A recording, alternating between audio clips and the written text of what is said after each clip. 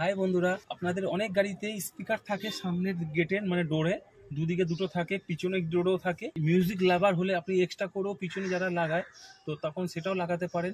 চলুন সেই জিনিসটা আপনাদের পিছনেও দেখিয়ে দিচ্ছি কোথায় থাকে, কোন জায়গায় দেখিয়ে দিই। আমাদের গেটে যে ডোরে থাকে এরকম জায়গা থাকে, বা নিজেও একবার দেখবেন, নিজেদের গাড়িতে ট্রাই করে দেখবেন, তারপর বুঝতে পারবেন কোন জায়গাটা কিভাবে থাকে। পিছনে ডোরেও থাকে অনেক গাড়িতে থাকে না, এক্সট্রা করে লাগানো হয়, সেটা বাইরে থেকে এক্সট্রা ফিটিং থেকে লাগাতে হয়, সেটা পিছনে লাগানো হয়। সেই জিনিসটা আমি আপনাদের দেখিয়ে দিচ্ছি। চলুন পিছনে দেখিয়ে দিচ্ছি আপনাদের। এক্সট্রা ফিটিং যখন বাইরে থেকে করবে তো এই জিনিসটা বোর্ডটা লাগাতে হয় ফার্স্টে। লাগানোর পরে এই স্পিকার লাগাবেন, আপনি যে কোম্পানি বা যে সাইজের লাগাবেন সেটা এখানে ওরা এক্সট্রা ফিটিং ওরা সাজেশন দিয়ে দেবে, আপনাদের সাজেস্ট করে দেবে যে কীরকম সাইজ কী বক্স লাগাবেন। এটা বেশি ভারী লাগালে কিন্তু এটা ভেঙে পড়বে, সেটা ভেঙে পড়ার জন্য এই বোর্ডটাকে একটু ভালো দরকার। যদি এটা পাতলা হালকা বোর্ড নেন তাহলে এটাকে ছোটো হালকা বোর্ড নিতে হবে। এটা আপনার এক্সট্রা ফিটিংয়ে সব কিছু ওটা সাজেস্ট করে দেবে, আপনি বুঝে যাবেন।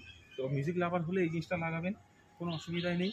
তো আপনাদের এর সাথেও যদি আরও সাউন্ড সিস্টেম যদি আরও ভালো চান, যে আরও বেস দরকার বা শুধু টিউনিং দরকার ট্রাভেলটা, বা শুধু বেস দরকার, তো সেক্ষেত্রেও আপনাদের এই বেস বক্স লাগাতে পারেন। এই বেস বক্সটা এখানে এইটা ব্যবহার হয় এটা। তো আপনাদের আমি দেখাতে পারলাম না গান চালিয়ে, কেন কপিরাইট করে যাবে এই কারণে। তো আপনাদের এক একটা কোম্পানি এক এক রকম সাউন্ড, আপনার যেটা পছন্দ হবে সেই কোম্পানি সেটা লাগাবেন, কোনো অসুবিধা নেই। বেস বক্স লাগাতে পারেন, না লাগালে নাও লাগাতে পারেন।